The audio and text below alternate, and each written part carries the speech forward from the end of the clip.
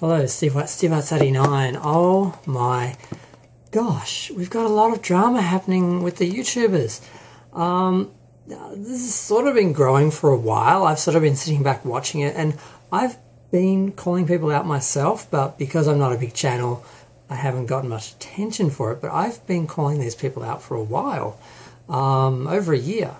And it's fascinating to watch how all this is going, because I started off with another channel years ago that started to grow sort of quick, and I wanted to be a part of the Fandom Menace and all that, because at the time I kind of got sucked into all their sort of rumours and that, because I really was upset about what was happening with Star Trek, and I just wanted to believe what they were saying. So I sort of became sort of radicalised and part of that cult without really realising it. And then I sort of realised what it was. But at the start, I sort of wanted to be a part of them. I sort of thought being like a gay sci-fi YouTuber, maybe I could sort of be a help to them, because they sort of were getting a lot of criticism for being racist, homophobic and sexist and all those things, which I didn't think were true at the time. And I kind of got told, no, we don't need you, you're nobody, and we don't need a gay, basically. Which sort of should have been the first cue that they were who people were saying they were. But, yeah. So I just sort of did my own thing for a while, but I did notice a few things. Like I did a video a little while ago basically saying, you know, Doomcock's annual Star Trek Discovered is being cancelled video, because every year he'd do the same rumour that Star Trek Discovery is cancelled. It was cancelled during the first year, it was cancelled at the end of the first year, it was cancelled. There was no second year, it was cancelled, then it was cancelled at the end of the second year, and then it was cancelled again. It was you get the point. That's what we wanted to hear, that's what he sold us. And yeah, I really was eating all that up, you know, with 2 spoons and, like, you know. So I called that out, and there was the whole thing with Ketwolski, where Ketwolski set him up, which was really tacky, and really made him look like he had no integrity, even though he was sort of right, but the way he did it was really wrong. And I sort of, Doomcock was sort of known for his rumours, and I think for a long time people believed that these rumours were real.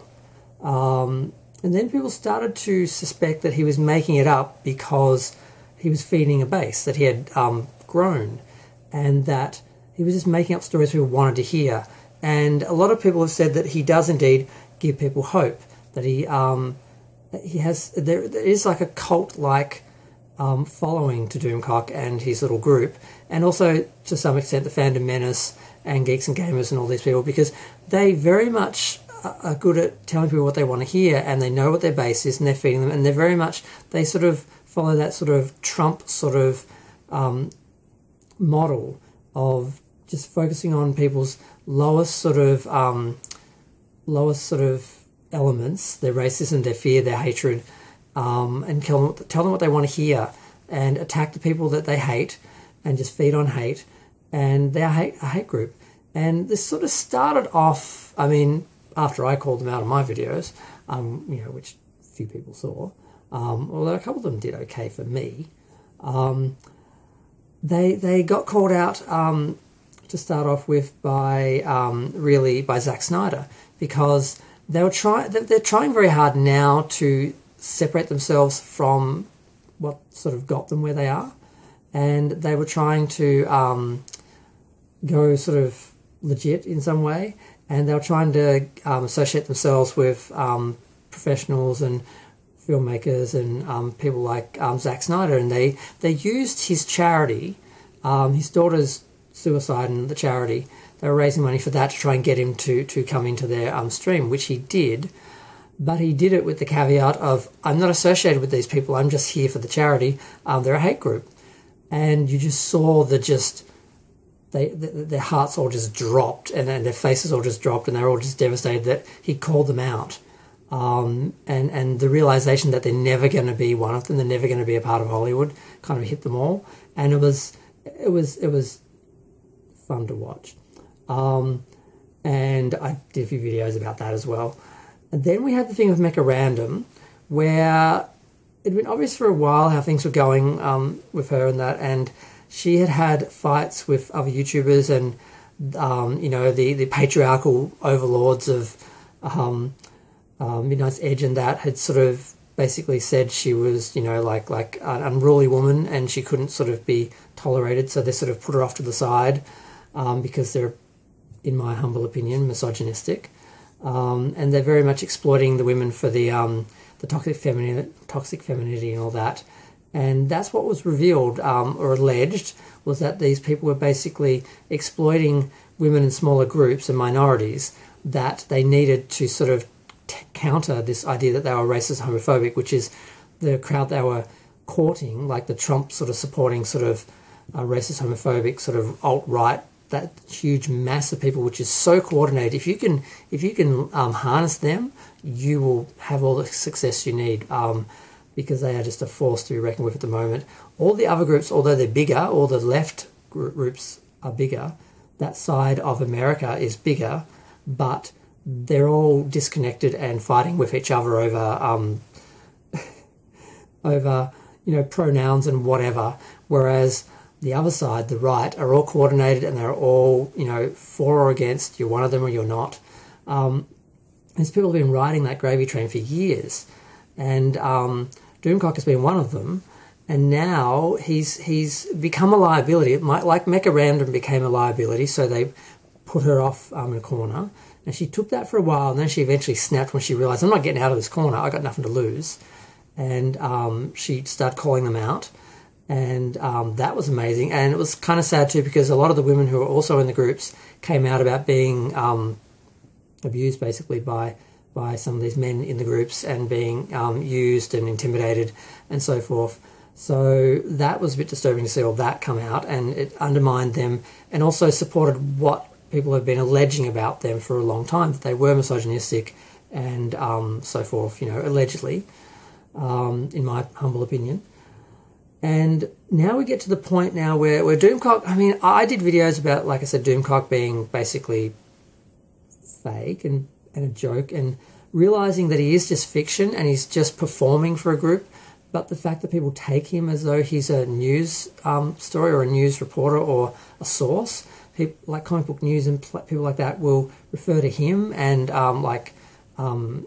Clownfish Media will refer to him like he's a legitimate news source or a legitimate source, and validate him in that. Well, that has sort of ended. Now, this started a while ago when Gina Carano said a bunch of stuff and offended people. Doomcock came out and was real about it. He said, look, I don't agree with what she said, but I agree with her right to not be cancelled, basically. And then people turned on him really hard, like Mr. H turned on him and basically said, you can't say that. Like, you're stepping away from the groupthink. Like we have our story. The story is that Gina Carano is a saint. She's perfect. She's a saviour. And anyone who speaks against her is, cancel culture. And, and they all were on this same, because they all do the same stories. They work out what their story is, and then they all spread it, and they all legitimise it, and they all validate it, and they all repeat it. And I was a part of that on the side myself, because at least with Star Trek, because I sort of agreed and did the same thing. But they're all a part of a group that actually, allegedly, coordinates this and is produced. And it's all been going very well for them. But like I said, Doomcock actually thought for himself for a minute and actually said, I don't agree with what she said. And then he got thrown under the bus. And then he came out and said, well, he tried to explain it, and he still got thrown under the bus because he didn't seem to get, you're with us or against us. You either go along with the line and repeat the lie that we're saying, repeat the big lie, or you're the enemy. You're with us or against us. There is no middle ground. You don't get to think and differentiate and so forth. So he sort of, I noticed that I realised, Doomcock has fallen out of favour with them, and I sort of was paying a bit more attention after that, and I realised, it's because he's become a liability, because it's obvious that he's been called out, he's been making stuff up, and he's just pandering to people in a really strong theatrical way, which makes him good creatively, but it makes him very dangerous and vulnerable, credibility-wise. And there's also the question of the Commandant. Supposedly he is this other Nazi character, which I still haven't seen any of those videos. I don't know if that's true or not. That may be what they're bringing up to slander him because they're trying to remove him. But what this all is about is that Doomcock basically was called out on a live stream by Ryan, is it Kinel? I can't pronounce his name. I just searched him because I couldn't work out how his name was spelt. But he's one of the Geeks and Gamers group, and he trashed Doomcock for being fiction and making stuff up and embarrassing them, basically, and no one said anything. Gary from Nerdrotic sat there just looking down, said nothing. And then Doomcock, of course, because he was betrayed by his boyfriend, he's gone off and he's gone crazy because he realises he's being thrown under the bus. He's being removed from this group because they're trying to go legit, and it's not going to happen. It's funny that they think this can happen. It's not going to happen. They are associated with Nazis. They're associated with hate groups. They're associated with the alt-right and Trump. I mean, Jeremy went hard on the Trump thing. He went right into the big lie, and he got out of it once the lawsuits started to fly around, which I didn't connect that, but someone pointed that out, and I'm like, of course, people who were talking out about the election results and the machines and all this were basically being included in these lawsuits, and that's when certain people stopped talking about that, which is interesting. I hadn't been paying enough attention to sort of connect those dots. But Matt Jarbo, who's been going on about this, of course, because he hates Fandom Menace and has, partly because he's had beefs with them.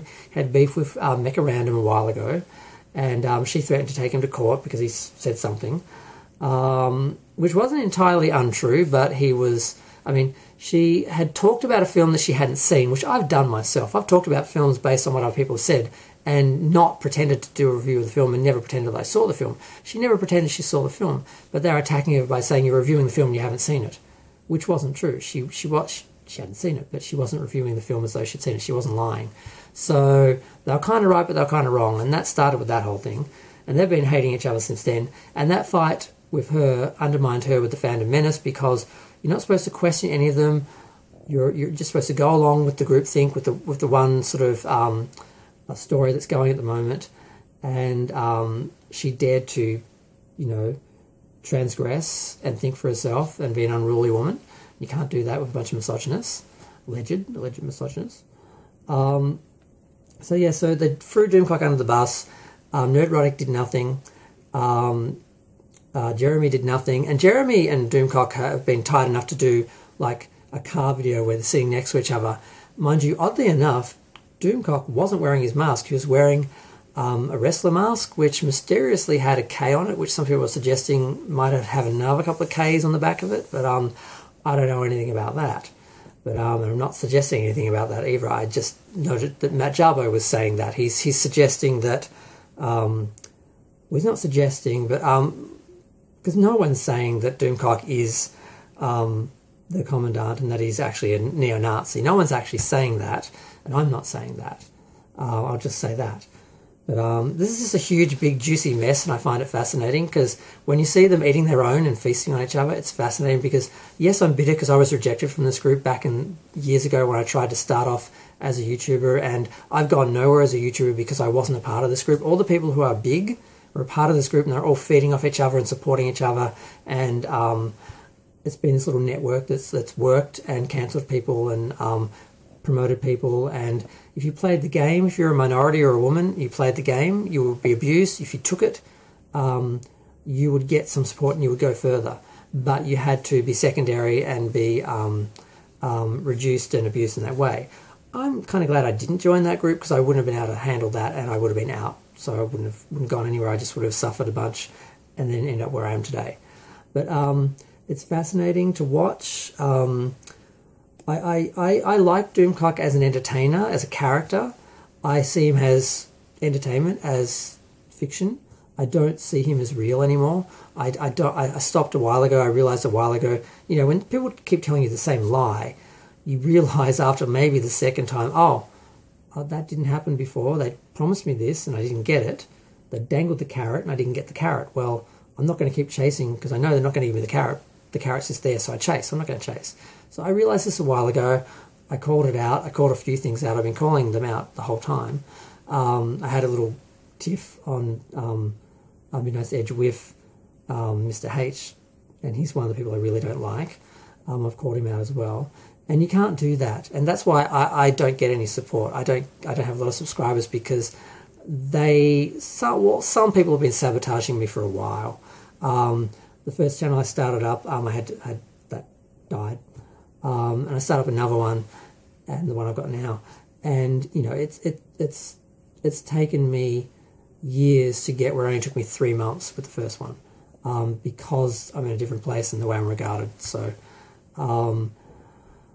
it's fascinating to see how these groups work, the culture, and to see how they turn on each other, to see how now they're all turning on Doomcock. They're sacrificing him so that they can sort of escape criticism, and they want to ascend, basically. They want to ascend to being part of the media. And they're playing that game, and they're kissing all the same butts, allegedly, in my opinion, that are the people that have been criticising in, you know, the what do they call it, the media that actually has Hollywood's tick of approval. Oh, don't you hate it when you can almost hear something that you're trying to say and you just cannot get it? I'm just going to have to let it go. But you know what I'm talking about. Yeah, so I just had to talk about this. I found it fascinating. I saw Mecha's comments. I saw Doomcock's comments. I saw Jeremy's rant, and can I just say Jeremy's fascinating to me because there's something really wrong with gay men that's a bit masochistic, where when you see someone that in your opinion, in my opinion, allegedly is like homophobic and like a Nazi basically, you really, really want to like have relations with them, and I'll be polite about it. And when you see someone like him go on rants and talk about women, like he was saying Doomcock is like a woman and acting like a woman, which is totally misogynistic and just ugly to hear. You want to have relations with them, very traditional relations like they support, but they're the woman, basically. I won't use the B word. So I would absolutely like to... so there you go. That's part of my fascination with Jeremy. There's something about him and his absolute evil that I find compelling in an impure way.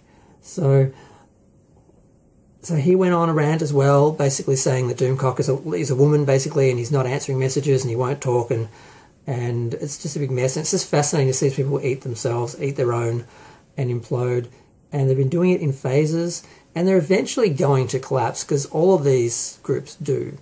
And I've been talking for 18 minutes, but this is very juicy. I find it fascinating. Like, it's like everyone. It's Doomcock, it's Geeks+Gamers, it's Matt Jarbo, it's Mecha Random, it's this. See, I don't really know these other guys. Jeremy and the one who not Jeremy, Jesse and Ryan Kinel, and some of these other ones who they have the other channels, but they're not a Doomcock, they're not a Nerdrotic. And people don't really know who they are. They're not they don't have that size, but they're desperately trying, like Tom, they're desperately trying to sort of be that, just like the guys who already have the numbers are trying to go legitimate, and it's not happening because they got there by courting the neo-Nazis and the white supremacists and allegedly, you know, in my opinion, in my humble opinion, which I'm entitled to, and now they're trying to be legitimate and distance themselves from that. And they're doing it by slowly sacrificing the people that are less credible than them to try and, you know, because they don't want to drag them down. And it's really fascinating to watch. It's fascinating to see. And I'm just sitting here with my popcorn, just waiting to see how the rest of this goes. And it's just fascinating. I hate that I had to listen to Matt Jarbo today, though, because I used to listen to Matt Jarbo and... who's the other guy who he directed Free Enterprise? Rob, the Robservation. I used to listen to him until he, during the Black Lives Matters movement, he basically said that they should just shoot all the protesters, and I just couldn't. I just stepped away from him. And Matt Jarbo was supporting him, so I stepped away from him. But I used to really enjoy listening to their channels, partly because they were either like objective, or they were running contrary to sort of what the Fandom Menace and Geeks+Gamers sort of groups said. So I've kind of missed their voice, and I had to listen to Matt Jarbo tonight to get some information, because not a lot of people are some people are staying out of this. But yeah, I find this fascinating. I find it juicy. I had to talk about it, but I cannot talk more than 20 minutes. That's too much. I've been seeing this coming, and I was calling this out for a while, and I'm kind of proud of that, even though nobody was listening, because I'm a very small channel. But I can still say, look at the dates, look at my videos, look at the dates. Hello, I knew. But I'm going to go. Feel free to share, like, comment, subscribe, and know what you think. Damn it, I went to 21 minutes. I said I was going to keep this to under 20 once I went over 10.